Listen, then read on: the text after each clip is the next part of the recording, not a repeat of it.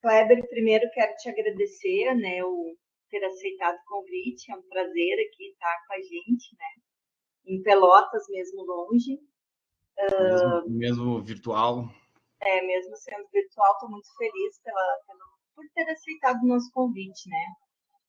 O Kleber, conheço ele lá da Federal de Santa Maria, faz muito tempo já. Ele se formou lá, fez a graduação, então, em Santa Maria, o UFSM, fez o mestrado, fez o doutorado. Ele foi professor também na UDESC, em Lages, Santa Catarina, trabalha com ortopedia, tem certificado da OA. AO. O que é a AO? A AO é uma instituição que foi criada para melhorar a técnica operatória de cirurgiões e ortopedistas, né? Eles têm uma área de humanos também, né? Aí eles entraram na veterinária e em equinos e pequenos animais, né? Aí agora, antes da pandemia, né, foi a primeira vez que teve um curso master em ortopedia em silvestres no Brasil. Legal, parabéns, muito legal. Também ele é sócio e proprietário do Centro de Especialidades Veterinárias na Serra Gaúcha, Serra Vet, em Caxias do Sul. Obrigada novamente, Kleber, tá, pela tua disposição. Eu vou minimizar aqui e tu pode começar, então, a tua palestra. Muito obrigada. Tá, joia. Eu consigo acessar também pelo celular?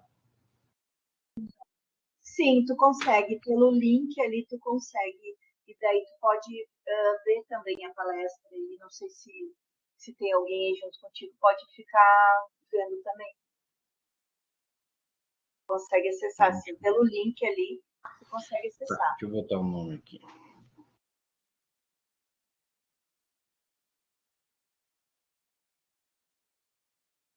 Pede para tua esposa acessar, tô enxergando ela ali pelo aquário. É ela que está ali atrás? Ou na frente? Pede para ela ir vendo pelo celular e qualquer coisa ela pode te assessorar também, entendeu? Tá. Como é que tira o microfone aqui? Deu. Esse aquário é um perigo. O que temos dentro dele?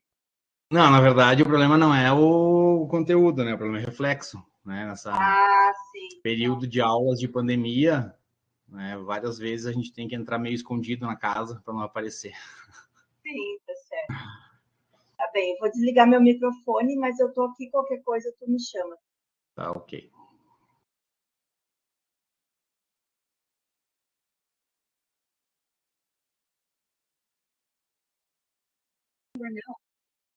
Perfeito, compartilhou. Tá tudo tranquilo. Tá, beleza. Apareceu aí? Tranquilo. Simbora. Não sei o tempo, se não vai passar um pouquinho, mas qualquer coisa alguém me dá um grito que eu...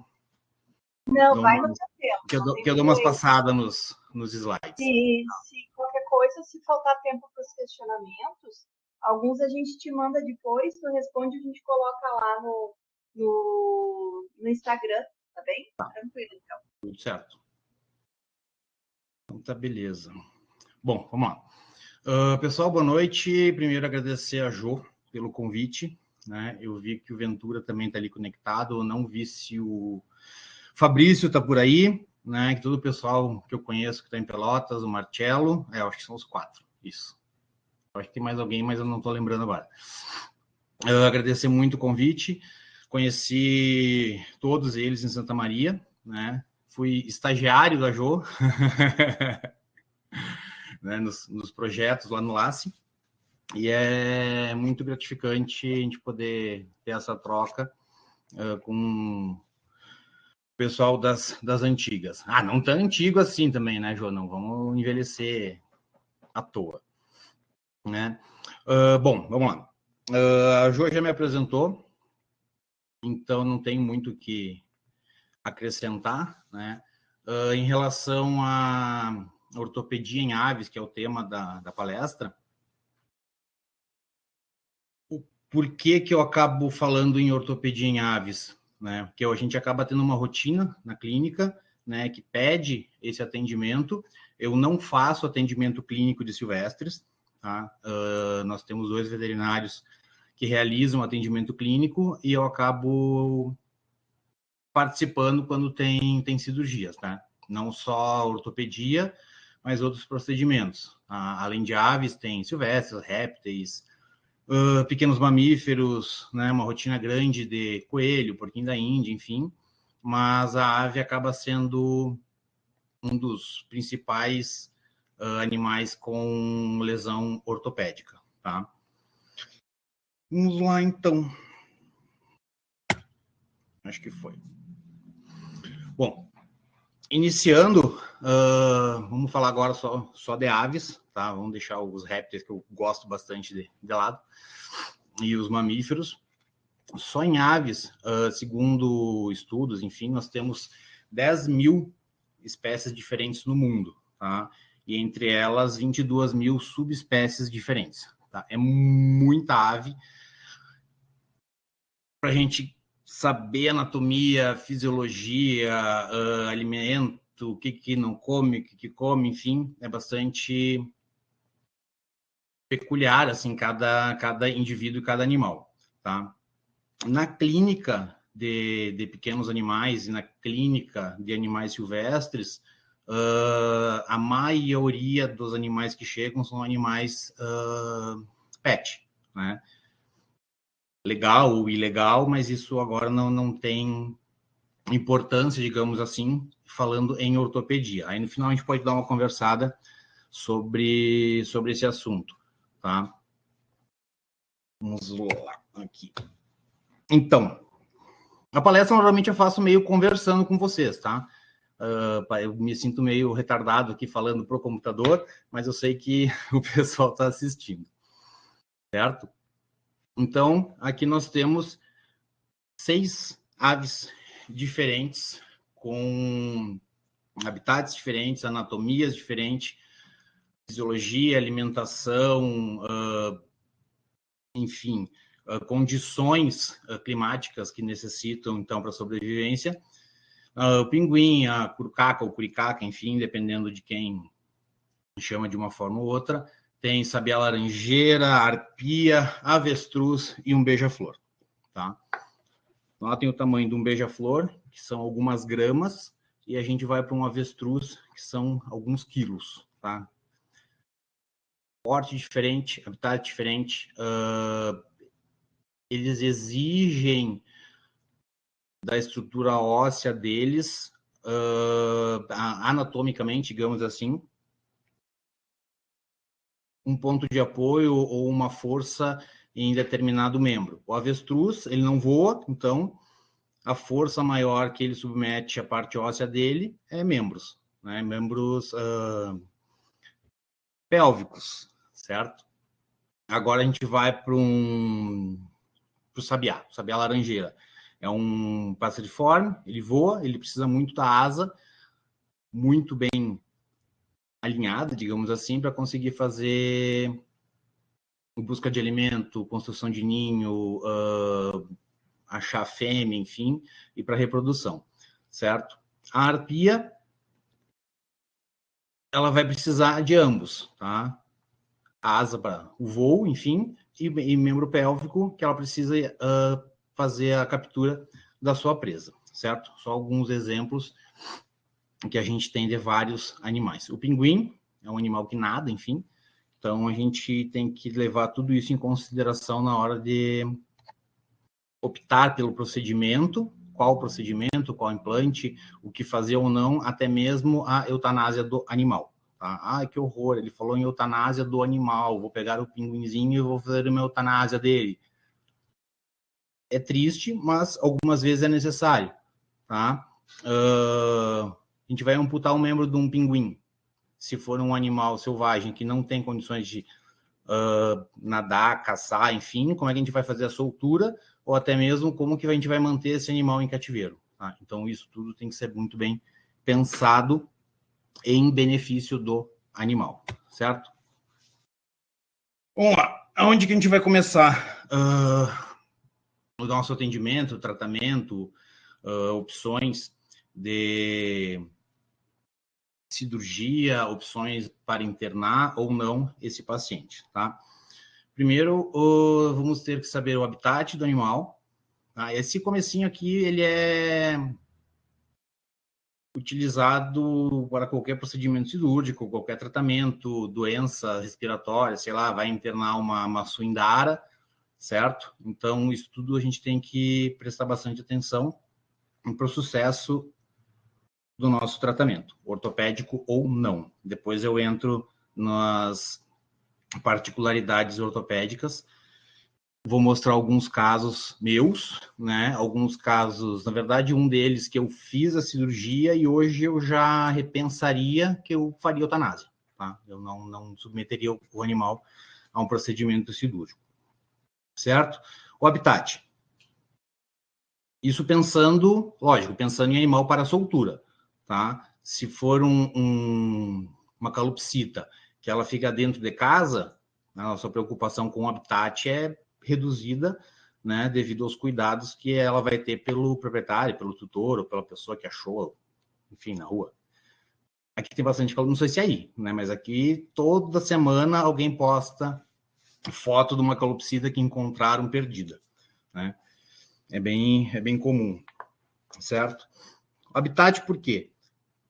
Esse animal fica bastante tempo na água, esse animal fica bastante tempo em topo de árvore, esse animal fica em toca, né? Então, o local que esse animal sobrevive e o local que esse animal vai ser reintroduzido, certo?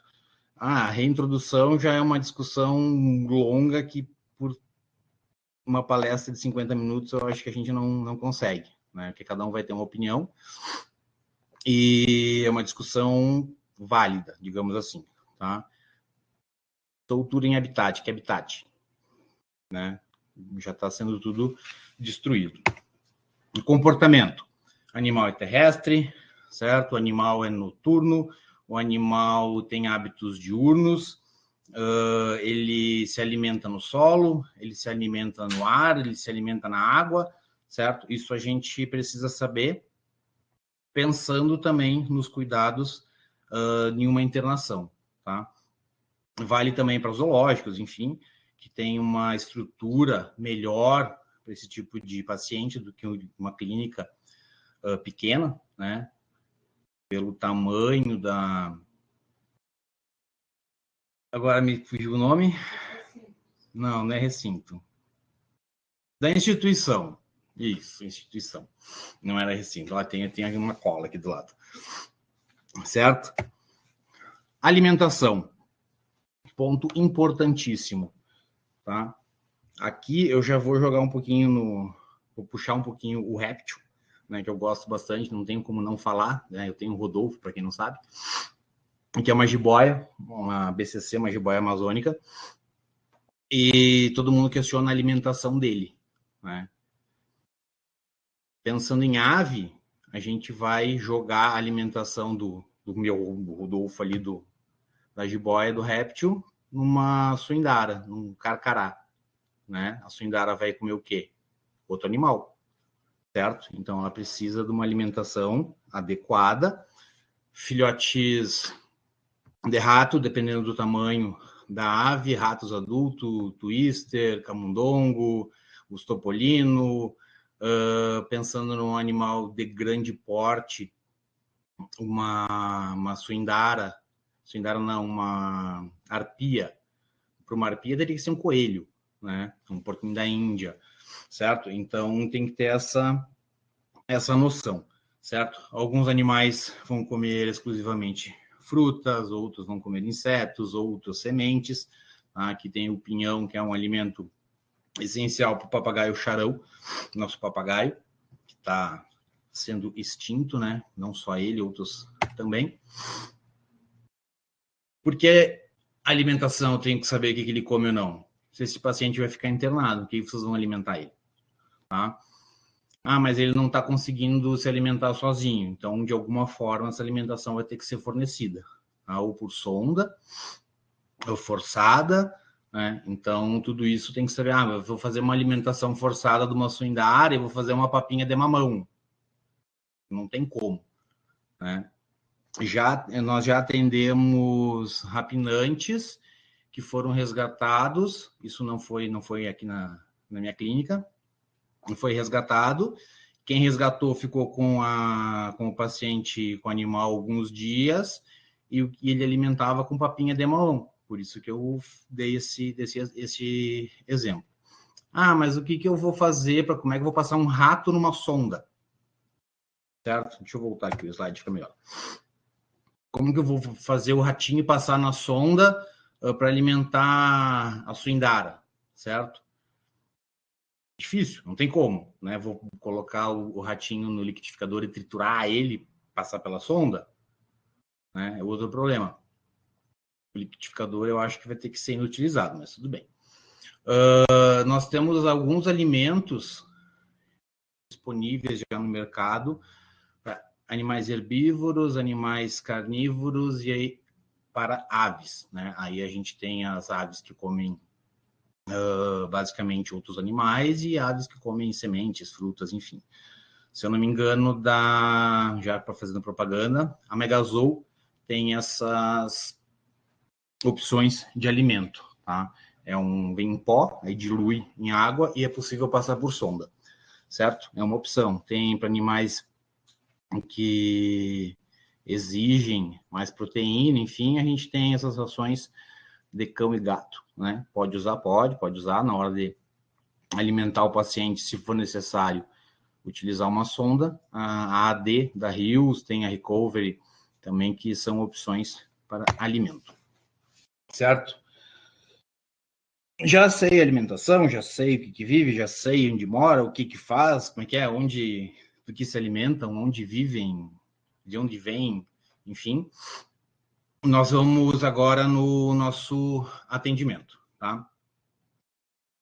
Primeiro, o paciente ele vai chegar, ou foi resgatado, ou era de um proprietário, veio do tráfico, não veio do tráfico, de criatórios, enfim, vai ser realizado o atendimento, tá? Primeiro tem que fazer uma avaliação, a anamnese, certo? Animal resgatado é difícil, então eu vou fazer uma anamnese do animal que foi encontrado, né? Foi atropelado, não foi, fugiu, há quanto tempo está assim, enfim, é um pouquinho difícil de ter essas informações. Agora pega um tutor que tem um ring neck, né? Recomendo, em parênteses, recomendo a todos ser um ring neck, é um animal tranquilo, não faz barulho e super silencioso à noite também, tá? Eu tenho 2. Hã? Tá, também. Certo? O tutor, ele vai saber o que aconteceu na maioria das vezes, tá? Nós atendemos animais que o tutor foi trabalhar e voltou, ele estava fraturado, né? O que aconteceu? Não sabe. Tinha criança, não tinha criança, tinha cão, gato, algum outro pássaro no mesmo recinto, na mesma gaiola, né? Isso são algumas informações que é interessante a gente saber. Talvez não mude a opção de tratamento, tá? Mas é interessante para evitar um novo trauma, tá? Gato e calopsita, eles não são amigos. Não são. Ah, mas o meu gatinho adora minha calopsita ama o meu gatinho. Ok, temporariamente. Gato é caçador, a calopsita é presa. Em algum momento da vida, o gato vai pegar a calopsita, tá? Então, não façam essa interação de espécies, né? Tenham muito cuidado. Vocês viram que eu faço meio vou e venho, falo e lembro alguma coisa, mas é isso aí. Como que eu vou avaliar a condição dessa ave?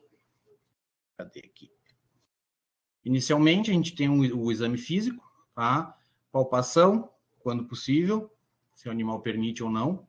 Essa palpação e avaliação, algumas vezes o animal já tem que estar anestesiado, certo? Com máscara, em caixa em plástica mesmo, com engate de equipamento com anestesia inalatórios, o florano, enfim, aí eu deixo o povo da anestesia decidir o que gosta mais de usar.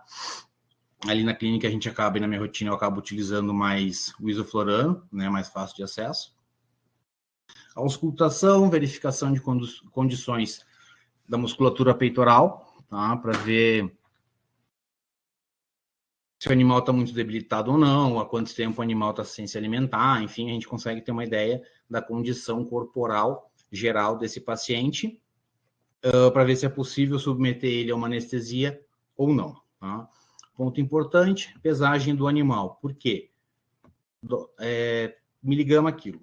Tá? Dosagem de medicamento, dosagem de anestésico, avaliação desse paciente se ele vai ganhar peso durante o tratamento, no pós-operatório. Tá? Então, é uma informação bastante importante. Se aquele paciente está no peso ideal da espécie, né? Se está muito abaixo ou muito acima, mas vai estar muito acima? Sim, acontece. Papagaio com sobrepeso, calopsita com sobrepeso, certo? Arara também, o pessoal alimenta inadequadamente, eles ganham peso valendo, certo? Só um retorno aqui. Essa pomba, contar a história da pomba, é a Rogéria, ela foi o piloto do meu trabalho de doutorado, tá? Então, ela foi o meu N1, digamos, o N0, enfim, utilizado. Aí depois eu descobri que era o Rogério. Continuando na avaliação, exames complementares. Faz, não faz? Consegue ou não? Hemograma, bioquímico, tá? E aí, a gente consegue fazer ou não consegue fazer? Depende muito, certo? Atende uma canindé, uma arara canindé. É fácil fazer uma coleta. Calopsita, sim, a gente consegue fazer coleta de sangue para exame. Agora pega um beija-flor. Já é um problema, porque é um animal extremamente estressado, ele pode entrar em colapso muito facilmente pelo estresse de contenção, captura, exame, enfim. E se durante um procedimento, lógico, estou exagerando, ele perde 2 gotas de sangue, a gente já tem um choque hipovolêmico. Tá? Então, não tem como coletar, não tem vaso para coletar, é muito difícil. Se alguém aí souber, eu coleto, já vi, conheço, já li um artigo, enfim, de coleta de beija-flor, por favor, se manifeste e mande, porque eu nunca vi. Tá? Entrando na ortopedia, um outro exame importante para avaliação é o exame de imagem, tá? O raio-x. Eu fazer raio-x do quê? Da ave inteira? Se for um beija-flor, dá. Uma calopsita também. Agora, um carcará, uma arpia, uma arara azul, enfim, fica mais difícil. Então, a gente tem que localizar o local suspeito da lesão, enfim, para fazer a imagem. Ave é muito fácil de descobrir o que está errado. Asa vai estar com a asa caída, tá? Ela não vai conseguir sustentar a asa, certo? O membro pélvico foi um tibio-tarso, por exemplo. Então, o animal não vai conseguir ficar em estação. Então, isso auxilia, né, a decisão de que local realizar a imagem. Por que eu preciso de um raio-x, certo? A gente precisa fazer um planejamento cirúrgico, tá? Não somente o raio-x, a gente vai ver todo o aspecto geral da ave, o aspecto geral do local da lesão, certo? Se é possível preservar o membro, se tem que realizar a amputação, dependendo do paciente, eutanásia é uma opção, tá? Eu sou meio teimoso, quem me conhece sabe que eu sou um pouquinho chucro, né? E teimoso porque eu gosto de tentar, né? Eu tento. Vai fazer eutanásia? Não vai? Então, primeiro vamos tentar. Se der certo, deu, senão a eutanásia já estava programada, digamos assim, certo? Quando que eu decido se eu amputo ou não amputo, se faço eutanásia ou não, enfim. A amputação, eu vou falar mais no final, estou adiantando um pouquinho, A gente vai avaliar a condição da região, viabilidade óssea, viabilidade de musculatura. Ave é um ser que necrosa muito fácil, né? Quem trabalha, o pessoal que trabalha com silvestre, que está assistindo, sabe que animal que chega de resgate com fratura, uma boa parte é fratura aberta, fratura exposta, né? E um número muito grande de animal já com área de necrose na região, necrose óssea, necrose muscular, enfim, não tem muito o que fazer nessa situação. A anestesia, vou falar bastante, só para o Marcelo me xingar depois. Não, mentira. Procedimento em silvestre, no geral, mas em aves, pensando em ave de resgate, certo? Um pouco menos em aves de PET, né, que são acostumadas com a manipulação. Já para o exame físico, é interessante esse animal estar sedado, anestesiado, enfim, da forma que for. Aí a gente deixa o protocolo para o pessoal do anestésio bater cabeça o que é melhor ou não e utilizar em cada espécie, certo? Para indução, né, isso eu estou falando que a gente acaba utilizando ali com os veterinários de silvestres que fazem a parte da anestesia, mais corriqueiro, tá? Utilização de medicação por via intramuscular, certo? Ou em máscara, já com o anestésico inalatório, tá? Sem aplicação de medicação intramuscular ou subcutânea, enfim, certo? Caixas também, caixas de oxigênio, essas caixas plásticas que comprem mercado, é uma opção para paciente mais agitado, estressado, que se debate, enfim. Tudo isso facilita a avaliação, facilita o exame de imagem, que é o raio-x, certo? E todo o preparo cirúrgico. Sempre lembrando que a ortopedia, ela precisa de um planejamento prévio, certo? Antes de entrar em cirurgia. Tá? Isso eu vou comentar um pouquinho mais além. Anestesia inalatória é possível fazer, é fácil fazer. Por que eu digo que é fácil fazer? Porque não sei o que faço, tá? Porque eu olho o anestesista e ele tá lá sentadinho com os bip, bip, bip, bip, tudo funcionando e tá lá no joguinho do celular, viu? Para mim é muito fácil, né? O bichinho tá dormindo e o cara tá brincando no celular, né? Mas enfim. A intubação, eu posso dizer que a maioria das aves, enfim, acaba sendo mais fácil que um gato, por exemplo, tá? Que é muito fácil visualizar o local em base de língua onde a gente vai introduzir a sonda, certo? Pronto, minha parte de anestesia acabou por aqui, senão eu vou ter problema depois com os colegas, certo? Essa imagem é de um tucano de bico verde. Esse aqui tem imagens dele mais adiante, foi um tucano que foi amputado, tá? Deixa eu retornar só uma imagem. Justificando o que não é justificável, digamos assim, vocês vão ver que essa foto ninguém tá de luva, tá? Utilizem luva sempre, luva de procedimento sempre ao manipular esses animais, tá? Isso também vale para cão e gato, enfim, mas em animal silvestre é essencial, muito importante, tá? Essa imagem é de uma pomba que foi utilizada também no meu trabalho, então era um animal que a gente já sabia que não tinha, digamos, nenhuma doença, nenhuma zoonose, sei lá, que pudesse ser transmitida, mas mesmo assim deveria sim estar de luva. Vai, o pessoal da anestesia, hein? Esse povinho. Sacanagem, a gente precisa bastante deles.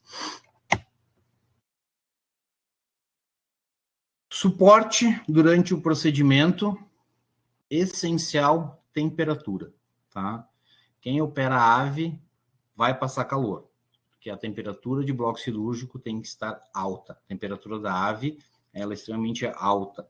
E durante o procedimento, eles perdem bastante calor para o meio, então a gente precisa evitar, certo? Essa baixa de temperatura já no pré-operatório, certo? Não deixem para se preocupar em temperatura do paciente somente no pós-operatório, porque não adianta esse paciente já sai da mesa com a temperatura lá embaixo e a gente quer levantar essa temperatura depois. Então, já precisa ter esse suporte antes. Colchão térmico, bolsa de água, aqui um ar-condicionado para aquecer o ambiente. Outra opção é luva cirúrgica ou luva de procedimento com água dentro e coloca no micro-ondas. Então, tem várias formas de preservar o paciente pensando em temperatura. Tá parecendo meio confuso aqui essa ordem, mas depois eu encaixo todo os slides quando eu for mostrar alguns casos, certo?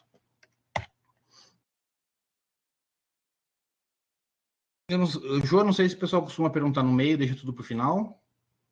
Qualquer coisa também, se precisar, eu respondo aqui. Entrando em fraturas, tá? Que a palestra de ortopedia em aves, ele está falando lá da anestesia, da intubação do tucano, enfim, mas eu preciso de tudo isso para poder entrar em cirurgia, tá? Ortopedia. É só de aves? Não. Ortopedia, no geral. Ortopedia precisa de planejamento prévio. Nós precisamos de imagem, nós precisamos de um planejamento cirúrgico. O que é isso? Tipo de fratura, qual é o osso que está fraturado, classificação dessa fratura, ela é exposta, ela não é exposta, ela está contaminada, não está contaminada. Eu vou utilizar placa? Eu vou utilizar placa e 2 parafusos? Eu vou utilizar uma placa 1.5? É um animal maior, eu posso utilizar uma placa 2.7? Tá? Eu vou colocar um fixador externo, pino intramedular? Não sei. Tá? Isso tem que pensar antes de entrar em cirurgia. Mas então, de forma alguma, eu posso mudar o meu planejamento durante o procedimento cirúrgico? Não. Várias vezes a gente tem um planejamento e durante a cirurgia acontece algum imprevisto e que a gente precisa mudar esse plano inicial, tá? Mas a gente tem que ter todo o passo a passo já em mente o que eu vou fazer com aquela fratura. Eu não posso simplesmente colocar o animal em mesa, fazer um acesso, expor a fratura e ali eu vou pensar o que eu vou fazer. Eu vou botar uma placa. Cabe uma placa. Aí vai procurar a caixa de placa, a caixa de placa está aberta, porque foi utilizada na manhã do dia anterior. Tá? Então, esse planejamento é importante em relação a isso. Também em relação a cuidados pós-operatório, pré-operatório, anestesia, exames pré-operatórios, se vai ser viável ou não operar esse paciente, tá? Já nós temos casos, lógico, não posso dizer que é tudo lindo, tudo maravilhoso, todo animal que chega lá fraturado a gente opera e é tudo lindo. Deveria, mas tudo isso tem um custo, tá? Tudo isso tem um custo. Eu falo isso pela clínica, né, que eu tenho, que ali a gente precisa cobrar para sobreviver. Então, a maioria dos pacientes que chegam, falando também em aves, né, que é PET, do tutor, enfim, tudo isso é cobrado.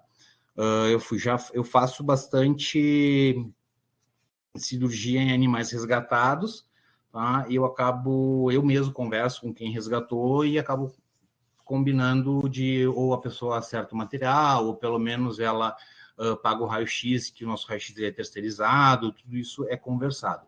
Mas lembrem que sempre tem um custo, tá?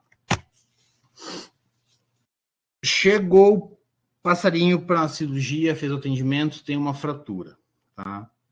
No planejamento cirúrgico, a gente também tem que pensar na anatomia desse animal, certo?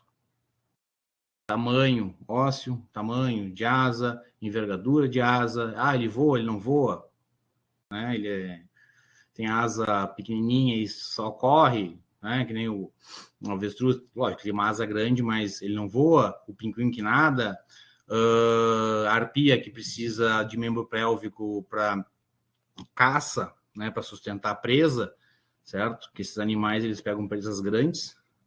Então, tudo isso a gente tem que saber. Comprimento ósseo também é interessante a gente pensar em relação a tamanho de implante, tá? Implantes que nós utilizamos, a maioria, eles são adaptados de cães e gatos para aves, tá? Já existe implantes específicos para aves, mas a maioria a gente acaba adaptando da ortopedia convencional de cão e gato e acaba utilizando em aves, tá? Existem já microplacas, enfim, materiais mais leves, mais resistentes, que a gente pode utilizar nesses animais. Mas agora vou dar o exemplo de um, sei lá, um flamingo, né, que tem um tibitarso longo.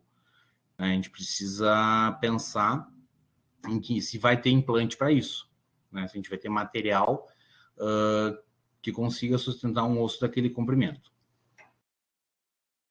Outro ponto importante é o animalzinho pet, né? O agaporn. Vive só na gaiola, penas de asas são cortadas regularmente para não voar, e tem uma fratura exposta em asa. Eu vou colocar uma microplaca, eu vou operar, o que eu vou fazer? Eu vou amputar? É um animal de gaiola. Daqui a pouco, a tentativa de estabilizar essa fratura e o tempo cirúrgico, a gente acaba perdendo o paciente. Então, algumas vezes a gente já pensa numa amputação, alguma coisa assim, porque sabe que é um animal da gaiola, um animal que vai ficar com o tutor cuidando a vida inteira. Agora, para a soltura, a amputação não tem como, tá? Mas eu vou amputar e vai para o zoológico. Ok, mas não é para soltura, tá? Soltura, o animal tem que estar 100%. Ele tem que conseguir voar, ele tem que conseguir andar, ele tem que conseguir nadar, ele tem que conseguir caçar, comer, abrir a castanha, enfim, ele tem que estar apto à vida em liberdade, digamos assim.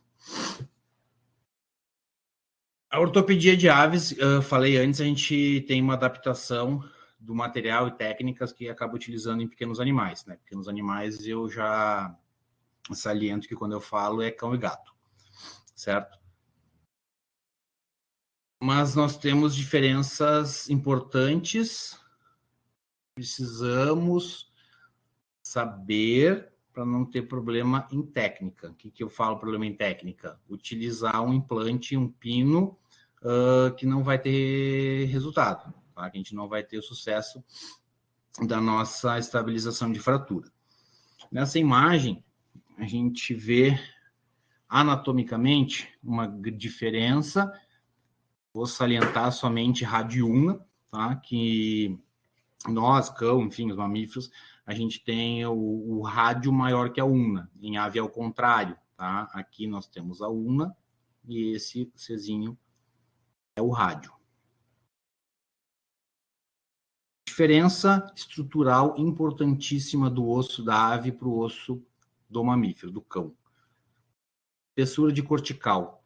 Cortical óssea, que é cortical, o pessoal que não lembra da anatomia e ainda não foi para cirurgia, é, grosseiramente falando, essa casquinha aqui do osso. Tá? Essa parte externa aqui do osso. O da ave, ele é extremamente fininho, tá? Para quem come carne, enfim, sei lá, já viu um osso de frango quebrado na coxa do almoço, e ele é bem fino, né? A parte estrutural ali da região média, digamos, desse terço médio, essa parte do meio aqui, é bem fininho, tá? E isso nos leva a ter um canal medular, que é a parte interna desse osso, ela é maior, né? Então, já comparando com um cão, o cão ele tem a cortical mais espessa e o canal medular é menor, tá? Mais estreito. O da ave, ele é o contrário. O canal ele tem um diâmetro maior e a cortical, né, que é a casquinha do osso, certo? Ela é bem fininha. Por que eu tenho que saber disso? Porque eu preciso da cortical para fixar um parafuso, para fixar um pino. Então, eu tenho que saber que ela é mais fina, então esse parafuso ele tem que sustentar nessa porção mais delicada, digamos assim, certo? Eu já vou entrar no delicado ou não do osso de ave.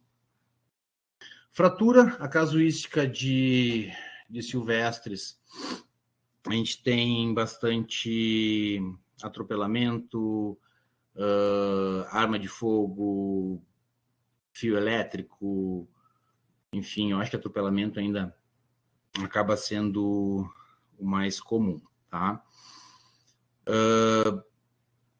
Vocês atendem mais aves de rapina, atende mais passeriformes, atende mais aves aquáticas, isso vai mudar conforme a região, né? Aqui, muito difícil, eu vou atender uma arpia que foi resgatada. Não tem, nós não temos arpia na região. Já existiu, mas agora não existe mais, tá? E da mesma forma, pega uma ave nossa aqui, o pessoal que atende animais, sei lá, no Nordeste também não vai encontrar, tá? Então, a espécie que a gente vai trabalhar, a gente já tem que saber o que eu posso utilizar ou não na hora de pensar em fixação. Que aí eu penso o quê? Placa, pino, fixador externo, tá? As ficções mais comuns, eu acabei já falando de atropelamento, queda, arma de fogo, rede, caça, né? Cão, gato, tá? Muitos animais apresentam ferimento, apresentam fratura por ataque de cão, ataque de gato, principalmente cão e gato que tem acesso à rua. Gato é um problema seríssimo, tá? Esses animais que têm acesso à rua. Ah, mas meu gatinho mora em casa e de dia ele dá uma voltinha. Nessa voltinha dele, ele já matou 3 lagartixas, 2 sapinhos, um passarinho. Então, isso vai acabando com a fauna local, tá? É um problema sério, ninguém dá muita bola, porque, é normal, o gatinho caça, né? Só que não o gatinho doméstico, né? O gatinho selvagem que deveria caçar. Essas duas imagens são 2 animais diferentes, enfim, aqui é um tucano, esse aqui eu acho que era uma coruja, não me lembro que animal que era esse aqui, na foto está muito aproximada, tá? Esse é o aspecto que o animal de resgate chega, tá? A maioria das vezes. Já tem uma fratura exposta, essa lesão já tem dias, né? Contaminação, viabilidade de estabilização, zero. O que eu faço? Pensa aonde esse animal vai ficar. Esse animal é pet, é de cativeiro, vai para um zoológico, a gente tem para onde encaminhar, alguém vai se responsabilizar por esse animal, beleza. A gente consegue amputar e manter o animal vivo, em condições que ele consiga sobreviver, certo? Mas eu vou pegar o tucaninho, tucano, quem conhece sabe que tucano ele salta muito, ele usa muito o membro pélvico, tá? É um animal que salta dentro de um recinto,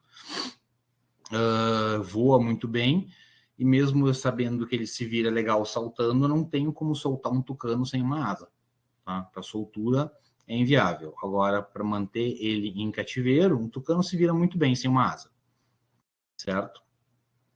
Agora, uma coruja sem um membro pélvico já complica um pouquinho mais. Ela precisa do membro para fazer a apreensão do alimento, né? Então, vale a pena manter? Não vale a pena?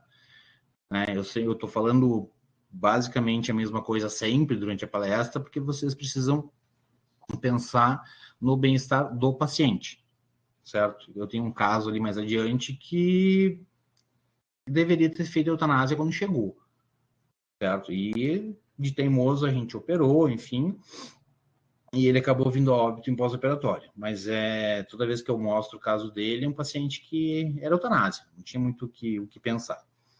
Certo? Osso exposto, necrose, aqui necrose de pele, tá? De uma fratura de úmero, desse tucano de bico verde. Então, são lesões que aí vocês vão enxergar. Também tem aquela lesão que a portinha da gaiola fechou e bateu na asa do periquito e teve uma fratura fechada, que uma fratura fechada é que o osso não é exposto através da musculatura e pele, tá? E logo que aconteceu já foi para atendimento. Então, o sucesso desse procedimento é melhor. Ó, pega o Mário aqui. Pessoal, acontece, palestra em casa.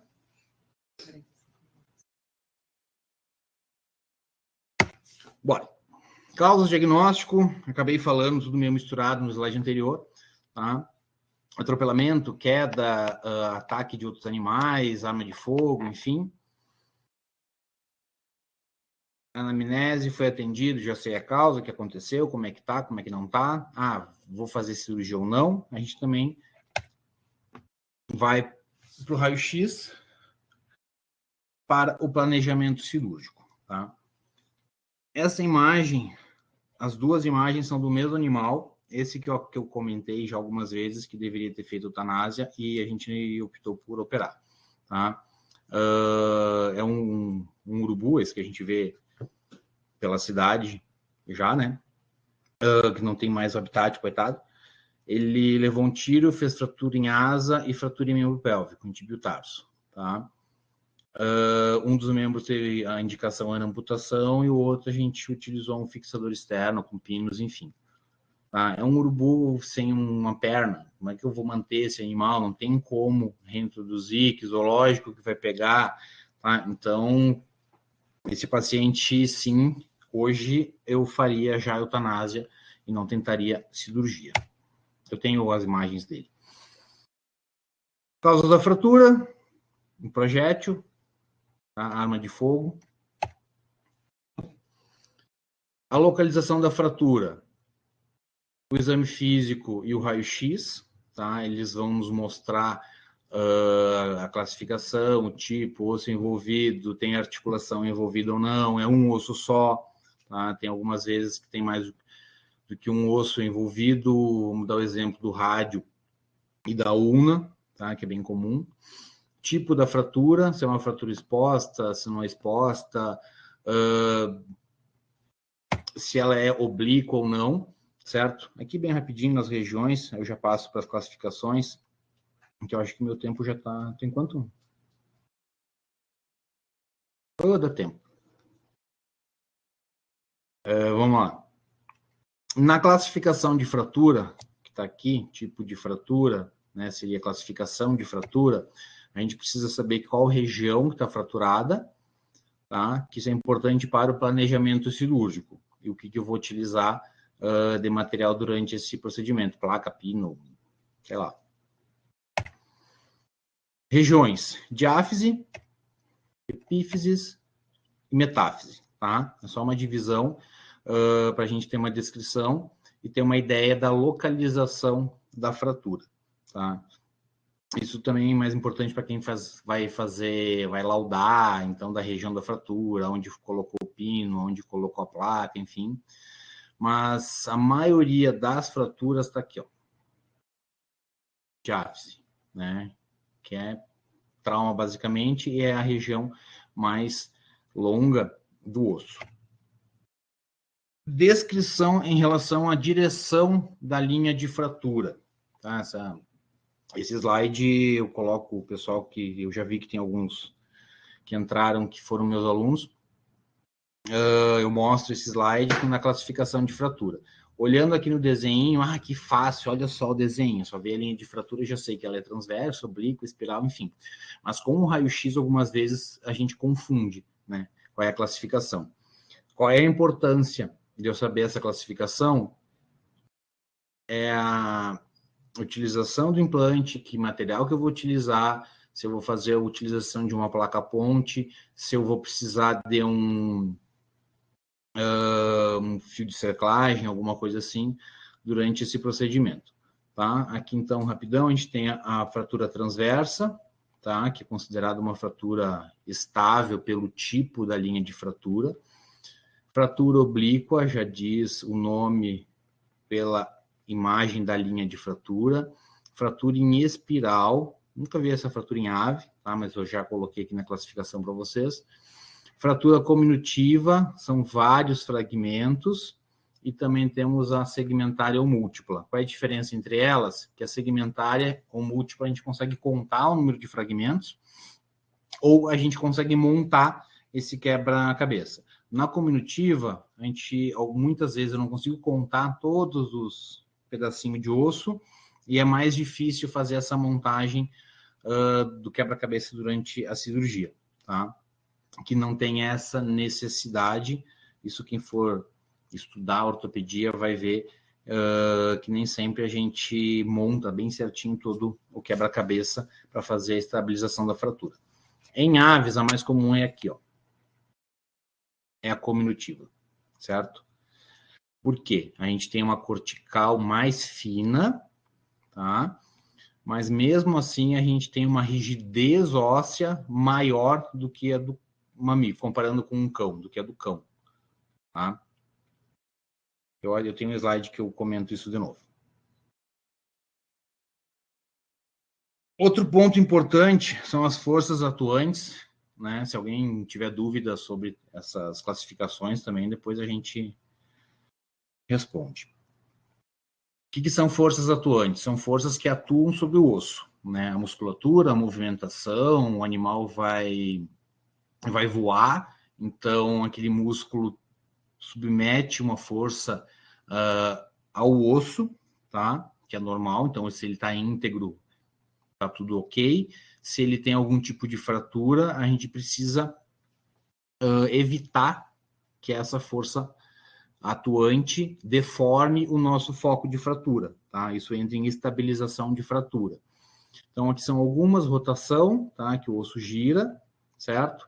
Flexão, tá? O osso vai dobrar, cisalhamento angular, o osso ele desliza, que é uma fratura oblíqua, e o longitudinal, que é um movimento desse foco de fratura e uma fratura transversa, tá?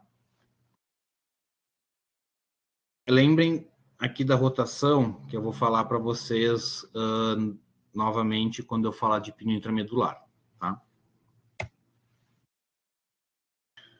O tratamento ortopédico. Qual é a finalidade do tratamento ortopédico? Eu preciso fazer o alinhamento daquele osso, eu preciso ter uma fixação rígida, tá? O nosso implante metálico, ele tem que sustentar as forças que vão atuar naquele osso sem movimentar o foco de fratura. Asepsia, muito cuidado. Osteomielite é o capeta para tratar, tá? É uma infecção óssea muito chata de dar a volta. A gente consegue, então, mas se fizer a prevenção, então a gente tem um sucesso melhor na cicatrização. Estabilização de fratura, redução de fratura. Está contaminado, não cicatriza, tá? Não cicatriza. Então, por isso que aquelas imagens que eu mostrei do tucano com uma fratura exposta com necrose, contaminação, enfim, e a opção foi amputação, é que ele não tinha o que fazer, tá? Não ia cicatrizar. A contaminação estava muito intensa, já estava em osso, em pele, em músculo, enfim, então a gente não ia conseguir fazer essa preservação do membro, tá? Outro desejo, retorno precoce à função, certo? A ave tem que usar o membro, ela tem que conseguir movimentar a asa sem movimentar a linha de fratura, sem o osso lá com a plaquinha mexer. A ave tem que conseguir caminhar sem movimentar a linha de fratura em tíbio tarso, por exemplo. Tá? Então, ele tem que ter um retorno precoce à função. Isso é bom porque evita atrofia muscular, tá? E auxilia na cicatrização óssea, tá? A movimentação e a carga exercida em um osso fraturado auxilia na cicatrização, tá?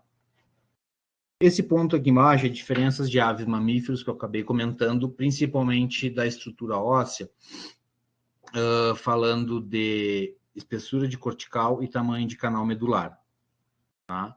Outro ponto é eu acho que está aqui, isso, está ali, mais adiante.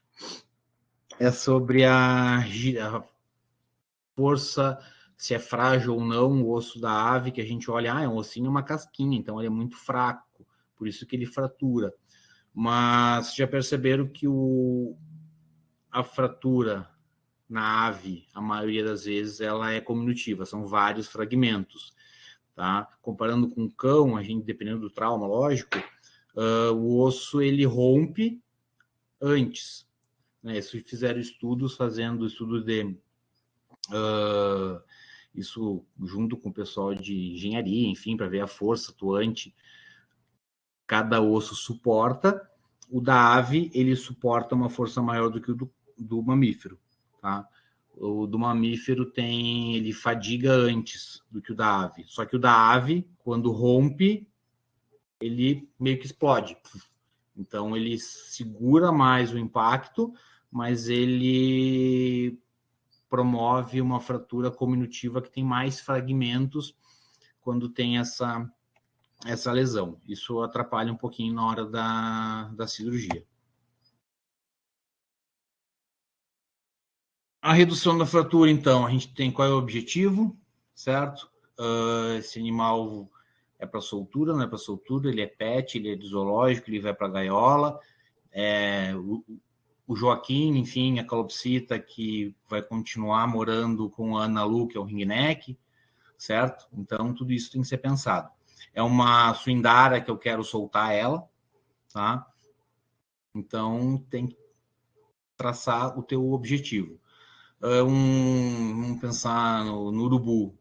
Ok, vou soltar? Se ficar 100%, sim. Algum zoológico recebe, né? Se o animal for amputado. Tudo isso tem que estar muito bem estudado antes.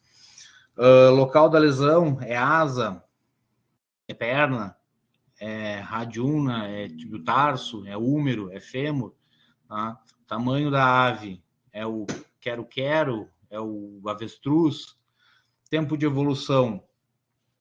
Quando que ocorreu essa fratura?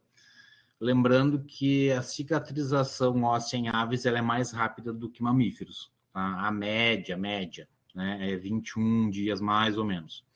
Tá? Isso é uma média. Tem animais que demoram um pouco mais, animais que é mais rápido, se o animal é mais novo, ele tem uma cicatrização mais rápida, mais precoce. Aqui, ó, idade do animal é importante.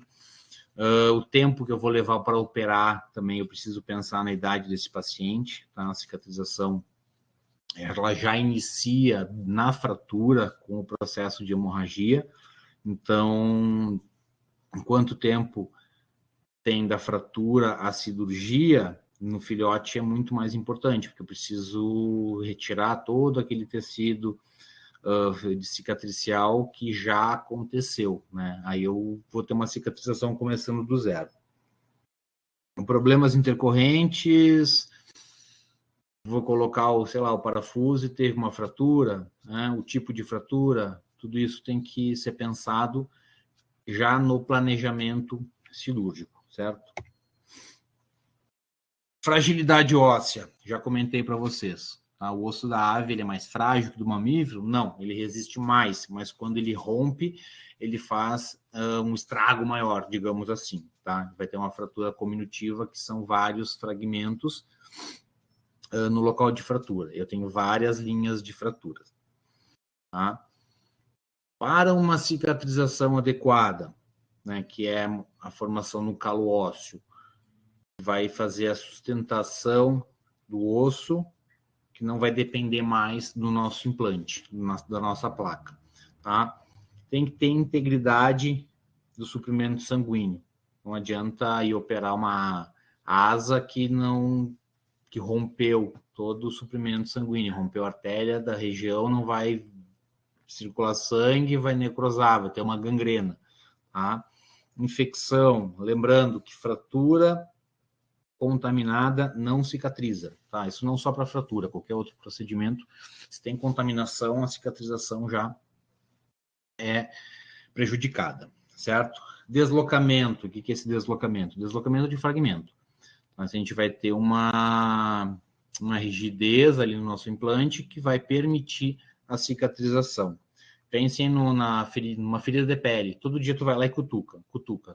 Ela não vai cicatrizar nunca, tá? O osso, mesma coisa. Se ele está sempre mexendo, ele também não cicatriza. Isso pensando em tipo de implante, o local da fratura, se ela é articular ou não, se vai imobilizar essa asa ou não, tudo isso a gente tem que ter esse pensamento. Por quê? Como eu já falei antes, a gente quer que esse paciente, que esse animal utilize o mais precocemente o membro, né? Vamos falar de uma asa, tá? Por quê? Vai movimentar a musculatura, a vascularização melhor, enfim, auxilia na cicatrização. Porém, alguns pacientes eu preciso bandagem, preciso de tala, tá? Aqui pega um João de Barro, um sabiá, um canário da terra, sei lá. É muito difícil colocar um implante metálico num ossinho de um passarinho desses, de uma ave dessas. Então, a gente vai precisar imobilizar esse membro com bandagens, né? Existem algumas bandagens em 8 que é realizada, mas tem que saber que vai ter uma atrofia muscular. Então, a gente precisa evitar ao máximo essa imobilização completa do membro para evitar a atrofia muscular. Ah, mas não tem como evitar, né? Então, você vai ter que deixar aquela bandagem o menor tempo possível, certo? Para ter um prejuízo menor dessa musculatura. Ah, mas atrofiou. O que eu faço? Reabilitação. Ah, uma fisioterapia em aves? Sim, reabilitação. Tá? Em aves de rapina, a reabilitação é falcoaria. É um exemplo, só para vocês irem juntando as coisas, né? Vocês vão ver que é palestra de ortopedia em aves, mas ele falou do rato, ele falou da bandagem, ele falou da coruja que vive no buraco, que é a buraqueira, do atropelamento, enfim. É que assim, seria o sonho, né, do ortopedista, que a gente vai atender só o esqueletinho, mas não, tem que atender o conjunto inteiro, então não adianta eu fazer uma redução de fratura, ficou excelente, o alinhamento ficou 100% e o restante do paciente não funciona, tá? Então tem que ter esse cuidado. Como eu falei, eu não ia explicar técnicas, enfim, só alguns exemplos das técnicas utilizadas. Nós temos placas, tá, que dependendo do tamanho da ave isso é possível. Canarinho não pode, não tem ainda placa que a gente consiga utilizar, por exemplo, um beija-flor. Como é que eu vou colocar um pino? Como é que eu vou colocar uma placa no beija-flor? É bem difícil. Anestesiar o bicho já é difícil, a contenção dele já é complicada, porque eles se estressam muito, a gente pode perder esse paciente. Tá? Mas é possível a placa. Então, eu optaria por placa. Pinos intramedulares, posso utilizar em ave? Pode, mas só o pino intramedular a gente vai ter um problema. Por quê? Lembra que eu falei que o canal medular é muito largo? O pino, ele não vai evitar a rotação daquele osso. Então, a gente vai ter uma força atuando durante todo o processo de cicatrização que talvez não cicatrize, tá? Eu posso associar o pino com a placa? Pode. Posso associar o pino com fixador externo? Sim, também. Mas cada caso é um caso, cada fratura é uma fratura, então isso tudo tem que ser bem planejado antes. Por isso que eu repito, planejamento cirúrgico. O que eu vou fazer nesse tipo de paciente? Fixador externo. Eu uso relativamente bastante fixador externo. Também precisamos saber o comportamento do paciente, se vai ser possível fazer contenção diária para fazer curativo ou não, tá? O que vai ser feito né, ou como é esse paciente. Só para mostrar para vocês, aqui é um animal jovem, que a gente consegue ver ainda a linhazinha de crescimento, ó, no raio-x. Então, essa cicatrização aqui acontece muito rápido.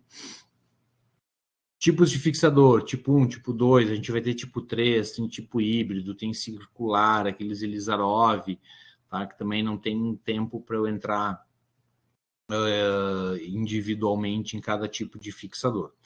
Mas um resumão grosseiro do fixador externo. O fixador externo é aquele aparato cirúrgico que a gente utiliza o implante e a gente enxerga parte dele fora do paciente. Tá? A gente consegue ver aquela barra metálica, barra acrílica. Então, o pino ele passa pela pele, passa pelo osso e passa pela pele de novo. Se for um tipo 2, o tipo 1 ele somente passa pela pele e passa pela cortical. Tá? Um ponto importante, tá, da utilização do fixador externo, cortical extremamente fina. Então, eu preciso de pinos rosqueados, tá, que dificulta erro em pós-operatório. Não seria erro, seria complicação em pós-operatório daquele pino sair da cortical. Tá? Então, principalmente em aves, em mamíferos também, deem preferência para pinos rosqueados, tá? Não pinos lisos, que isso dificulta a migração do pino, a rosca. Tá? Eu acho que eu já tô... O tempo deu? Tá, não, mas agora tem uns casos aqui que é mais rapidão. Né? Já falei isso há 114 slides antes. Agora, se eu não me engano, eu tenho sequência de alguns casos. Isso. Esse raio-x, né, que ele também não está aquele raio-x lindo, maravilhoso, mas é um raio-x de uma galinhazinha, né, de uma... Como é que é o nome da galinha pequenininha? Eu pergunto aqui para os auxiliares, que a minha mulher, ela dá aula de produção, então das galinhas ela sabe tudo. A galinha é aquela que eu quero? A pequenininha? Não, organizadinho, isso, uma franguinha. Não te preocupa com o tempo, que depois as perguntas a gente te manda, tu responde. Ah, não, mas eu falo do tempo, mas eu não me preocupo mesmo. Isso, eu sei. Que daí até para o pessoal ali que está preparado para fazer os grupos, só organizar as perguntas, Tá, e a gente te manda, a gente quer aproveitar. Mas, Jô, se precisar, eu fico mais tempo aqui respondendo, não tem problema. Tá bem, tá, obrigada. Tá? Bem tranquilo. Uma galinhazinha de estimação, que eu acho que o cachorro pegou, alguma coisa assim, e tava com uma lesão na patinha. Já fazia um tempão e ela já tinha passado tudo que ela tinha em casa e não tinha resolvido. Aí veio para atendimento, a gente fez o raio-x. Fratura aberta, uma fratura exposta, exposição de tecido ósseo, contaminada, tá? Que é aquela fratura que a gente olha e se olha assim, deu, tá, vamos tentar, né? É pet mesmo, a galinha. Esse é o raio-x de quando ela chegou. Tá? A gente nota que está faltando osso aqui no meio, já tem processo cicatricial, enfim. Então, foi uma tentativa. Tinha bastante contaminação no local, né? Uma secreção misturada com pomada, uma coisa horrorosa. E foi para cirurgia, tá? A opção foi fixador externo. Aqui ela bonitinha no pós-operatório, depois que acordou da anestesia, já com curativo. O fixador externo, então, o pino passa pela pele, passa por uma cortical, segunda cortical e vem para o outro lado. Isso aqui é um fixador tipo 2. Por quê? Porque a gente vai ter duas barras, né? E aqui é acrílico, mas pode ser aquelas barras com parafuso e arruela, enfim, tipo um circular, sei lá, para quem conhece técnicas de fixador. Com o raio-x fica mais fácil de explicar para vocês, tá? O pino, ele passou pela primeira cortical, passou pela segunda, veio para o outro lado, tá? Foram 2 pinos acima da fratura e 2 pinos abaixo. O alinhamento ficou aceitável, a gente ainda tem uma área Tá faltando tecido ósseo, tá? Isso aqui foi tratado com antibiótico. 20 dias depois foi realizado um raio-x. Esse raio-x aqui tá horroroso, tá? Mas dá para ver que não tem mais a área que tinha osso faltando, digamos assim. A gente não consegue ver mais a linha de fratura. Eu acho que eu tinha um outro melhor dela. Não, esse aqui mesmo. Tá? Então, aproximadamente 21, 22 dias depois, já tinha desaparecido linha de fratura. Os pinos foram retirados e a Cocó ficou feliz e contente e veio a óbito de velhinha, pobrezinha. Lógico, aconteceu alguma coisa, né? Porque ninguém morre de velho, né? Alguma coisa leva a óbito. Isso vale para a galinha também. Tá lá, uma cirurgia que ninguém dava nada, né? Já foi para a cirurgia a gente pensando em problemas pós-operatório de contaminação, de reabsorção óssea ao redor de pino, enfim, mas deu bem certo esse procedimento. Outro caso, esse aqui ainda foi lá em Santa Maria, né? Do urubu, que eu falei para vocês, que tem o projétil, então tibio tarso, aqui o chumbinho, a bala também passou por asa, e era região bem contaminada, tá? Porque é arma de fogo, a gente vai ter uma fratura exposta, porque tem a exposição do foco de fratura pela entrada e saída do projétil, certo? O tibio tarso, tá? Que é esse membro aqui, a gente tem uma fratura cominutiva, vários fragmentos, tá? O animal, então, o paciente foi para a cirurgia para estabilização e retirada do chumbinho, tá? Antes disso, só salientando que tem que ter bastante cuidado com contenção, que esse urubu chegou, nem se mexia, então foi pro raio-x, achando que já ia a óbito no raio-x mesmo, e aí se movimentou e acabou fazendo lesão com o bico, com o pessoal que estava fazendo a contenção. Então tem que ter esse cuidado. Consegue enxergar esse pontinho aqui? É o orifício onde entrou o projétil, tá? Cirurgia. Muito cuidado com asepsia, panos de campo, antisepsia de pele, material estéreo, tricotomia, tá? Mas é uma ave, não tem pelo, como é que eu vou raspar? Certo? Eu preciso retirar as penas. Como que eu retiro? Tem que arrancar, tá? Tem que fazer o arrancamento da pena. Com o animal já anestesiado. É um procedimento que dói. Penas maiores tem um íntimo contato com o periósteo, enfim, então a gente tem dor, muita dor na hora de remover essas penas, tá? Não tem como raspar, que nem pelo de cão e gato, tá? Tem que arrancar mesmo. Depois a pena volta a desenvolver na região, certo? Isolando o local que vai ser realizada a cirurgia, realizado o acesso cirúrgico, tá? Com bisturi, tesoura, enfim, e aqui o foco de fratura visualizado. Tá? Próxima imagem. Esse aqui é o chumbo projétil sendo retirado. E a opção de tratamento nesse caso foi um fixador externo, tá? Pela contaminação da região. Tipo de fratura, tamanho do paciente, material disponível no momento da cirurgia, tudo isso também pesa para escolha do implante, né?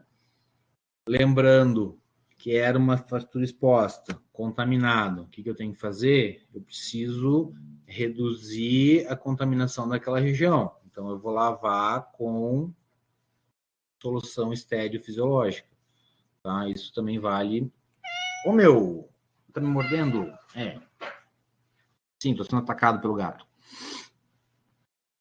Então, esse caso realizou acesso, fez a lavagem, remoção do projétil, alinhamento da fratura e opção de um fixador externo.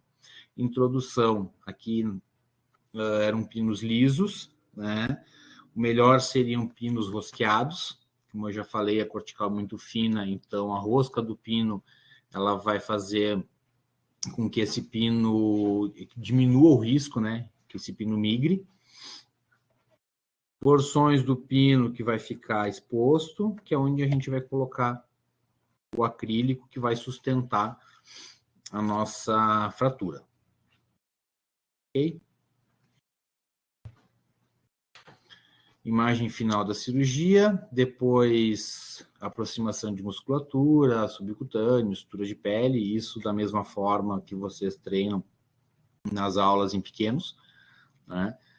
Tipos de ponto, exatamente os mesmos, forma de fazer o nó, forma de fazer a ligadura, tudo isso é a técnica cirúrgica convencional, tá? Não tem nenhuma, nossa, ponto para pele tem que ser um ponto exclusivo. Não, é o mesmo ponto interrompido simples, sultã, contínuo simples, Wolff, enfim, isso não muda.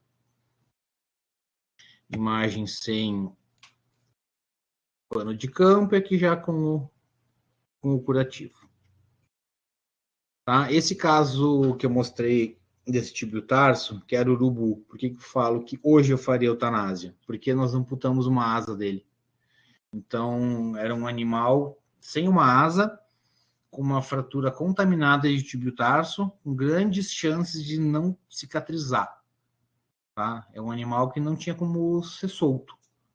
Tá? Então, hoje, eu já penso que pelo bem-estar dele, eu teria feito eutanásia. Eu não tentaria a cirurgia, mesmo sendo teimoso. Lá nos primórdios da UFSM, tem umas fotinhas que a Jo vai lembrar. Esse animal aqui era um filhotão de avestruz, um criatório que tinha na época, e alguns animais, eles durante o desenvolvimento, eles tinham uma rotação em membro.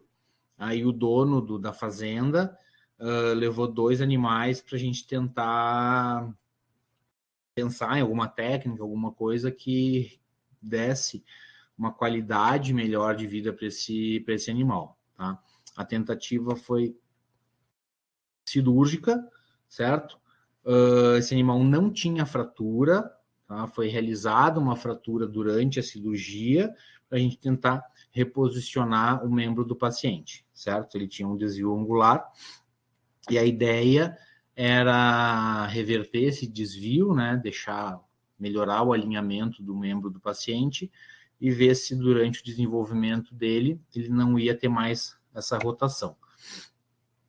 Foi realizada, então, a secção óssea, aqui a exposição, um canal extremamente comparando com um mamífero, enfim, um canal grande, cortical fina, pensando que é um avestruz, tá, uma cortical pequena, e a opção da época foi também o fixador externo, tá?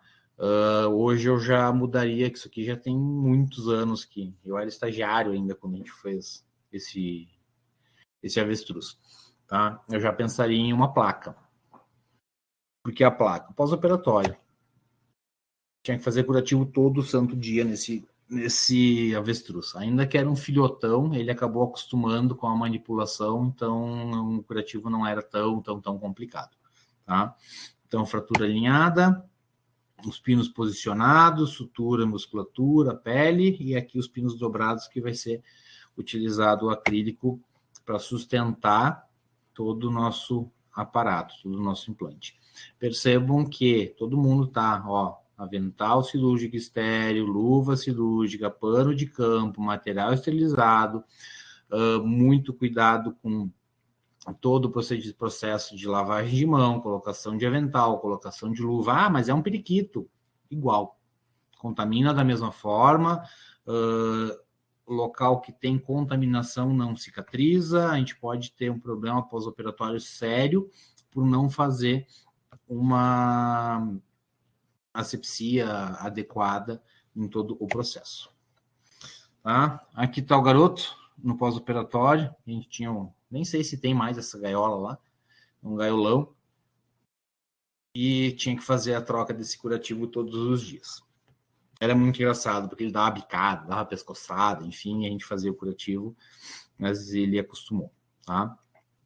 Infelizmente, a rotação continuou durante o desenvolvimento do paciente, ele não conseguia mais ficar em estação, tá? Não deu certo a técnica pensando no desvio angular, mas pensando na cicatrização óssea, cicatrizou, deu tudo certo no pós-operatório.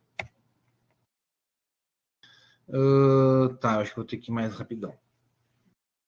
Um detalhe importante é esse carinha aqui, em asa, aqui é um número, nós temos o nervo radial. Muito cuidado, se romper esse nervo, o animal não movimenta mais, não vai voar mais, tá? Então tem que ter esse cuidado. Tá? Esse aqui foi uma das pombas dos trabalhos, certo? Aqui tem umas peninhas aparecendo que não deviam. A opção foi um implante ósseo, certo? Intramedular. Não teve rotação, né? Que não é um cilindro aqui dentro, né? Então a gente conseguiu ter esse sucesso.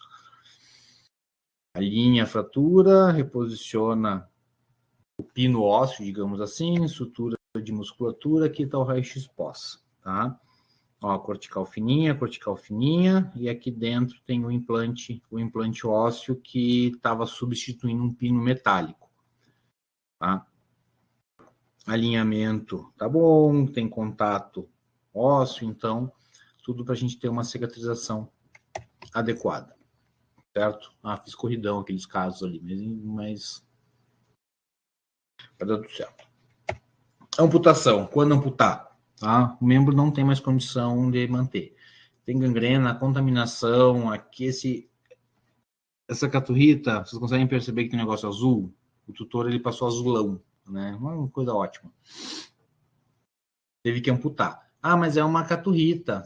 Tudo bem, uma caturrita que vai ficar na gaiola. Tá? O tutor vai cuidar, vai passar o resto da vida dele dentro da casa, não tem problema nenhum. Mas se fosse para soltura, eu acho que eu faria eutanásia. Certo? Não seria um caso para soltura. Amputação também, panos de campo, luva, enfim, não é porque vai amputar que tem que fazer de qualquer jeito. Tá? Incisão de pele, incisão de musculatura, desarticulação do membro ou secção óssea e retirada completa da asa do paciente. Tá? Lembrando que isso aqui é um caso de um animal que era um tutor que levou, o bichinho era dele, né? Provavelmente não era legal o animal, mas depois foi bem cuidado, tirando o azulão da asa. Aqui no pós-imediato, essas fitas aqui não é porque o bicho fez a cirurgia acordado e a gente grudou ele na mesa, tá? Era só para tentar minimizar as penas aqui que ficassem aparecendo durante a cirurgia. A recuperação, um canudinho de papel para o animal não se debater enquanto ele acorda da anestesia.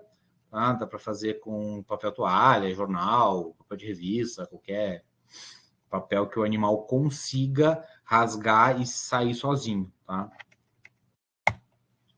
Aquele bonitinho depois, cicatrizando, tirou os pontos. O tucano que eu falei anteriormente, o tucano de bico verde, esse aqui era de um criatório e foi amputado e porque ele estava em cativeiro a gente fez a cirurgia. Como eu falei, tucano se vira muito bem só saltitando dentro do recinto. Tá? A sequência de foto da cirurgia, que a gente é bem semelhante ao periquito. Tá? Esse papel alumínio, ele ajuda a manter a temperatura do paciente, tá? Reduz a perda de calor durante o procedimento cirúrgico anestésico. O animal anestesiado, aqui arrancando as penas. Exposição da área que estava desvitalizada, enfim. Mais uma fotinho tirando a asa, ali suturando. O animal na recuperação, ó, papel alumínio para ajudar na manutenção da temperatura do paciente. Ó, o animalzinho foi entubado, recuperou bem e foi de volta para o recinto depois de retirado dos pontos. Tá? O caso do urubu que eu falei para vocês, que foi amputada a asa, aqui fazendo raio-x, a fratura era uma fratura exposta, uma fratura bem contaminada, o animal sendo induzido, posicionado, papel alumínio para ajudar a manter temperatura. Tá? Nem lembro quem que estava na mesa, acho que aqui é o João. Sei lá. Posicionamento, amputação, desarticulação, sutura de pele, sutura de pele. Fiz um corridão agora, né? Recuperação. Analgésico. Mas é um periquito. Sente dor igual. Analgesia. Anti-inflamatório. Limpeza da ferida em pós-operatório. Se necessário, antibiótico em pós-operatório. Tá? Então tem que ter todo esse aporte em pós. E muito importante, manter o aquecimento, tá? Que a gente já tinha todo o aquecimento de sala, colchão térmico, luva, enfim. Aqui com lâmpada, com estufa óleo, aí o que tiver à disposição. Aqui a gente está usando lâmpada, estufa óleo, aquecedor normal, ar-condicionado, luva com água quente, bolsa de água, né? Para ver que maravilha que está a temperatura. Colar elisabetano também se utiliza, né? A ave vai mexer, a ave vai tentar tirar o ponto, principalmente psitacídeo. Tá? Tem que trocar essa foto. Essa foto aqui já vem esse colarzinho que a gente está usando agora. Cheguei no final, depois de 2 horas de voz. Não vou ler essa legislação, até a letra é muito pequenininha, já nem enxergo mais, certo? Mas pensando em veterinário e paciente. Ele é legal, ele não é legal, é do tráfico, não é do tráfico, é comprado do criatório? Independente da origem do paciente, o médico veterinário tem que prestar atendimento.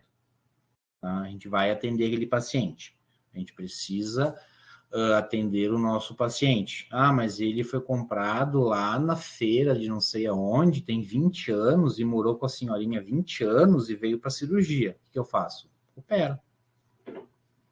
Certo? Nós somos veterinários, eu não sou da polícia, não sou fiscal do IBAMA, então a gente vai tratar primeiro o paciente, certo? Nós não somos obrigados a denunciar, não somos obrigados a registrar a ocorrência, enfim, nada, exceto, né, lógico, se tiver maus tratos, se pelo bem-estar do paciente, enfim, aí tem toda essa situação ética que a gente precisa seguir, certo?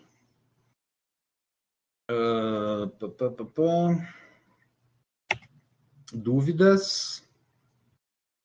Daqui a pouco já vai ter as perguntas. Eu acho que eu vou tirar minha tela para as perguntas, porque senão eu não enxergo ninguém. Isso, tira a tua, minimiza ela, ou para de compartilhar, Tá. E daí tu consegue visualizar, né, melhor. Tá, acho que é aqui. Foi. Voltei. Tu nunca tinha ido, tu estava sempre aí. Só tu que não te via. Não, mas eu voltei a ver as pessoas. Tá bem. Eu acho que é a Isabela, deixa eu ver. A Bianca que faz os questionamentos. A Bianca tá aí ainda?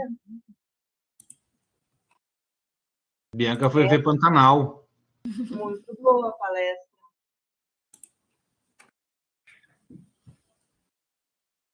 Oi, boa noite. Oi, Bianca. Vamos lá, Bianca, vamos lá, que daqui a pouco tem Pantanal.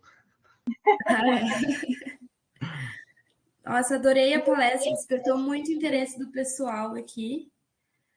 Vou ler algumas, não sei se vai dar tempo de ler todas. Vamos lá. Seleciona algumas, Bianca. O que eu conseguir e souber, a gente responde. Depois outras a gente manda para ele também. Até eu queria, Kleber, que tu falasse depois alguma coisa a respeito de antibióticos, tá? Mas daí a gente manda as perguntas e eu mando essa. Pode ser. Antibiótico tem. A parte de medicação pós, aí é o pessoal que faz a clínica acaba ajudando bastante, né? Que tem alguns antibióticos que não pode utilizar, uns pode, uns é melhor, uns não é, então a gente acaba... Aqueles casos de contaminação que tu olha, tipo, essa galinhazinha mesmo que tu fez, né? Isso é uma pergunta minha. Aí tu olhou, tinha pus com pomada, tu falou, né? E daí tu fez e teve sucesso. Daí tu só lavou com solução fisiológica mesmo? Qual deles? A da galinha? A da galinha, é. Tá, o som tá falhando. Perdão, Não, ali foi utilizado antibiótico no pós, sim. E daí, mas eu não lembro que antibiótico foi, mas foi utilizado. Tá, tu não usa nada antes, só a partir do transcirúrgico e segue depois. E tu lava só com solução fisiológica ou tu lava com clorexidine, alguma coisa assim? Não, eu acabo optando somente pela solução pura mesmo. Tá? Legal. Tá? Por causa que faz uma ação mecânica e também para intoxicar também é fácil, né? Eu particularmente eu não gosto de fazer essas soluções com iodo diluído, com lexidine diluído, enfim. Eu prefiro só a solução mesmo, né? Mesmo é muito delicado, né? Pela ação, digamos, mecânica da lavagem mesmo, já elimina bastante carga bacteriana, né? Já ajuda bastante. Tá, vou passar para ti, Bianca. Também. O Juan perguntou, como funciona a questão dos materiais cirúrgicos? Existem para diferentes espécies? É preciso fazer alguma adaptação? Adaptação sempre. Na verdade, o material cirúrgico a gente vai ter tanto cão e gato, vários tamanhos, né? Porque a gente tem desde do dog alemão até o York. Tá? Então, eu não consigo utilizar uma pinça ortopédica que eu utilizaria no dog alemão no Yorkzinho. Então, existem tamanhos diferentes. Tá? E para as aves menores, a gente precisa de um material realmente mais delicado. Mas não tem um material assim, eu vou comprar um kit ortopédico para aves. A gente também tem aves de vários tamanhos. Então, o legal é você ter várias opções de tamanhos de pinças e material mais delicado para animais menores, enfim. Eu acabo tendo, a gente tem um kit bem pequenininho para hamster, porquinho da Índia, enfim, que eu acabo utilizando esse material quando eu opero ave. Brocas também tem que ter uma broca menor, enfim, mas o material basicamente é o mesmo, com os tamanhos padronizados com o tamanho do paciente. A Amanda perguntou, tem algum padrão para avaliar a dor desses animais ou somente por palpação e raio-x tu avalia a condição dele? De dor? De dor, eu acho que eu quis dizer em relação à dor e à condição geral do paciente. Condição geral a gente consegue pela avaliação física, tá? Sim. Mas agora a avaliação de dor é mais complicado. Né? Aí quem lida um pouco melhor com isso é o pessoal da anestesia, né? Que eles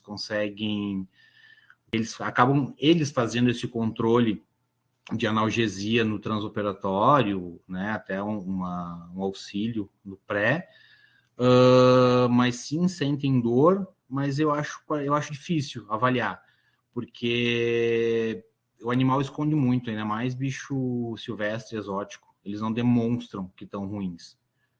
Né? É uma questão de sobrevivência deles. Né? Então, é difícil fazer essa avaliação se eles estão com dor ou não. Principalmente no transoperatório, porque no pós a gente consegue até ter uma ideia se ele está se alimentando, se ele não está se alimentando, se ele está andando ou não, enfim, se ele está conseguindo movimentar a asa, se ele está deixando a asa caída. Isso a gente até consegue ter uma noção, mas 100%, ele está com tanto de dor, sei lá, eu acho difícil. Mas sentem dor sim, e réptil também. Apesar da cobra estar lá te olhando com a mesma cara, se ela está sofrendo, ela tem uma cara, se ela está feliz, ela tem exatamente a mesma cara, e se ela quer comer o braço, ela tem a mesma cara. Então, é difícil.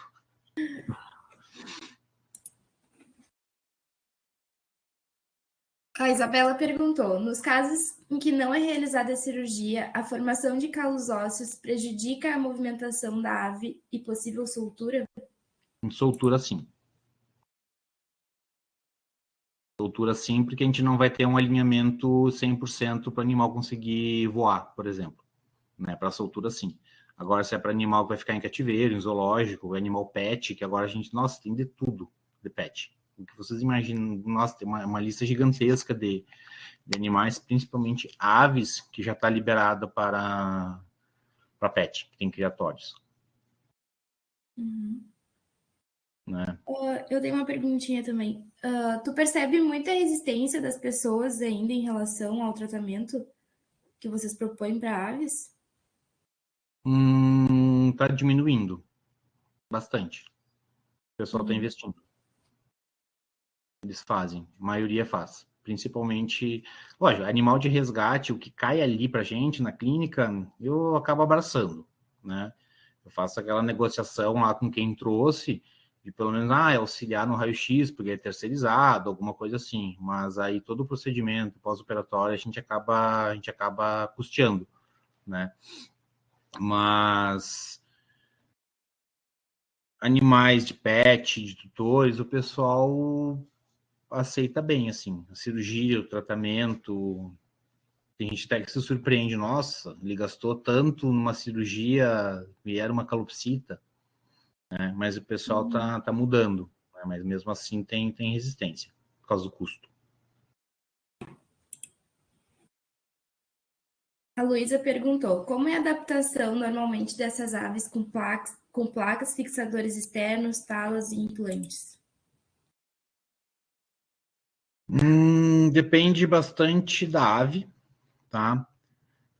Entre as opções que você falou, a placa, ela é a mais tranquila de adaptação, porque a gente não tem tudo. Olha o gato gritando aqui, né? Já vai lá socorrer o gato.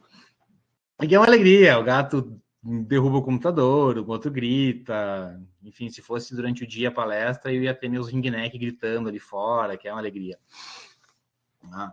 Mas eles acostumam, né? Eu digo, os animais que vão colocar o fixador externo, tem que fazer curativo, tem aqueles pinos expostos, enfim.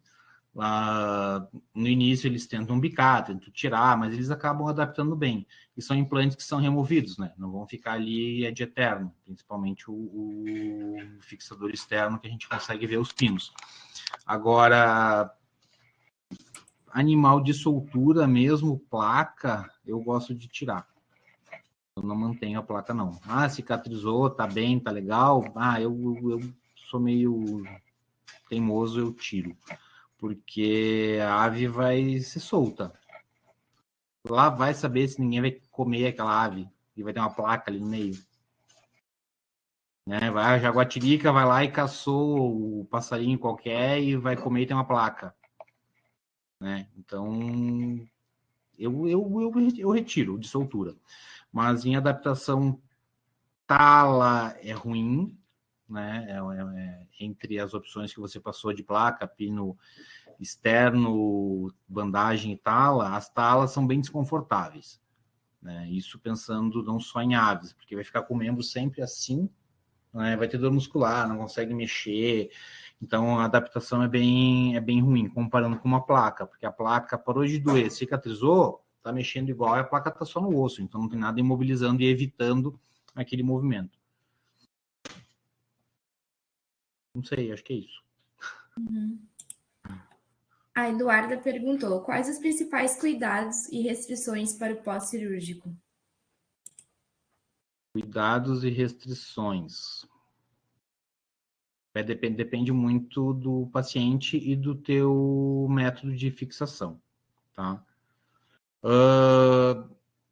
É interessante o animal se movimentar, tá? Porque isso auxilia na cicatrização e evita atrofia muscular, mas de qualquer forma a gente tem aquele período que deixa o animal mais restrito, tem que fazer curativo até retirada de pontos, ele vai ter medicação, então acaba ficando num local menor de fácil manipulação, né? Raio-X, aí eu acabo fazendo o primeiro com 20 dias, é lógico, tem um raio-x pós-imediato e depois 20 dias faz o outro, porque a cicatrização de ave é um pouco mais rápida. Paciente que vai para casa com os tutores, dependendo do local da cirurgia, tem que colocar colar. Citacídio arranca tudo, né? Ele arranca o ponto, ele arranca o curativo, ele arranca o pino, se deixar, ele arranca a perna junto, né? Porque eles vão bicando até tirar o que está incomodando. Então, citacídio tem que ter colar.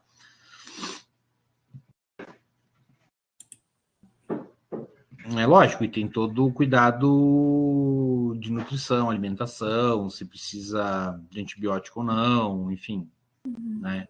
Se ele come o rato ou ele come a pitanga, né? Tudo isso a gente tem que oferecer. Sim, a Eduarda também perguntou, comparando os diferentes métodos de osteossíntese, qual apresenta o melhor custo-benefício? Essa é difícil. O custo-benefício, você fala financeiro? Não. Talvez. Não. Talvez, porque depende.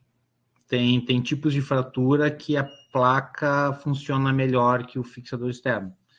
Tem algumas lesões que um fixador externo tipo 1, né, a gente vai ter um resultado bom e não precisa ter aquele acesso invasivo como colocar uma placa, né? Então é bem individual de paciente e tipo de fratura, né? Mas custo, vou pensar no custo do tutor, placa mais caro.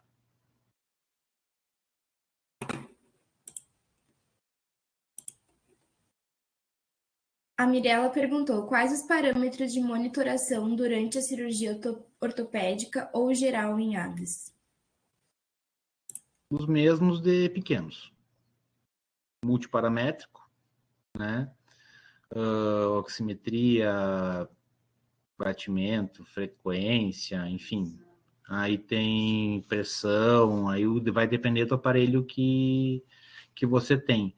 Ali na clínica, o nosso multiparamétrico, ele manda muito bem em aves maiores, né? Agora pega canário, periquito australiano, enfim, o nosso aparelho já não consegue fazer toda a leitura, né? Aí um dos veterinário que faz anestesia para a gente, ele acabou comprando um multiparamétrico para esses animais, né? Que daí é uma maravilha. Aí ele conecta lá e consegue ver todos os parâmetros. Mas seriam os mesmos de cão-gato. Temperatura, tudo isso é avaliado. Independente se é ortopédico ou tecidos moles, enfim, qual cirurgia que vai fazer.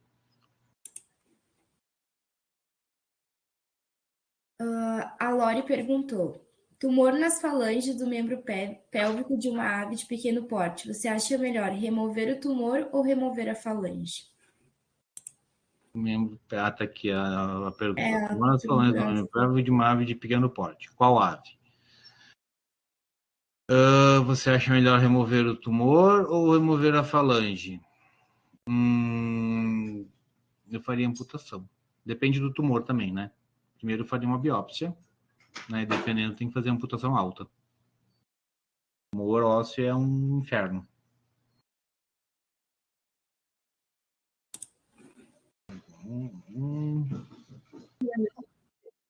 Acho que é isso, né, Bianca?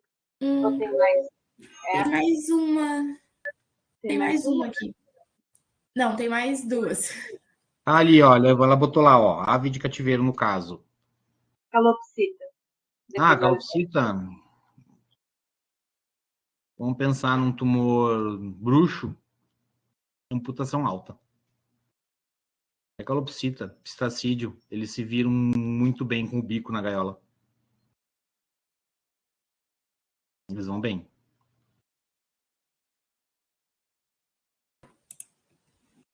Posso continuar, prof, ou a gente manda depois por e-mail as próximas? Por mim, tá tranquilo. Começou a novela já, alguém sabe? Eu acho que faz essas duas e daí a gente encerra. Então, por Tá você, bem. João. A Mirella perguntou: em casos de fraturas que envolvem os ossos pneumáticos, como devemos proceder? Igual. Tem que fixar, tem que estabilizar. O problema é o risco maior de contaminação. Aí é um pouquinho mais sério se tiver contaminação. Mas que técnica, tipo de placa, pino, não muda a escolha, né? Não usaria pino intramedular, porque o canal medular do pneumático ele já acaba sendo um pouco mais espesso do que o canal medular de algum outro osso. Então, não ia fixar adequadamente, tá? Mas tem que ter uma atenção bem especial de contaminação, pode ter aerossaculite, enfim, outros problemas respiratórios. Já amputei em local onde tinha fratura contaminada em osso pneumático e deu tudo certo. O animal ficou bem. E a Parece que eu só faço Isabela, amputação, né? Que horror. É verdade. e a Isabela perguntou: em aves de vida livre resgatadas, a manipulação pode causar estresse e afetar o prognóstico? Pode. Ela pode piorar a fratura. Né? Se debatendo, enfim. Por isso que eu falei que é interessante. Olha, na captura não tem muito o que fazer. Mas quando for fazer o exame físico, fazer o raio-x, anestesiado. Dá para fazer máscara com ISO, né? Que volta rápido, o animal cai rápido, então dá para fazer um exame legal. Bem, era isso. Obrigada, Bianca. Excelente.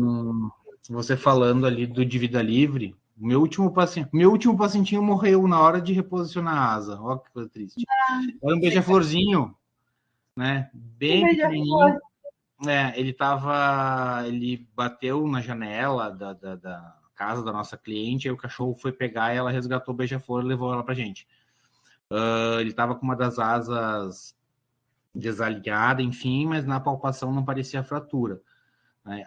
Acho que era um bichinho mais jovem porque ele estava mais tranquilo na manipulação. Ele ficava até no dedo da gente, assim, para se alimentar, enfim.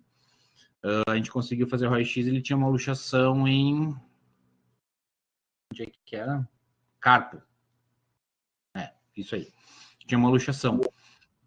Aí a gente, bom, fazer o quê? Ou tenta colocar no local, né? Ou o bicho vai passar a vida inteira assim, com alguém tendo que alimentar ele, ou acabar fazendo eutanásia. Então, a opção do teimoso foi tentar reposicionar.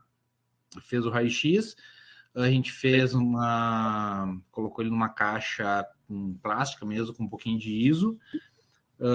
O pessoal sugeriu fazer um tramadol, em que a metadona ia ser metabolizada muito rápido, enfim.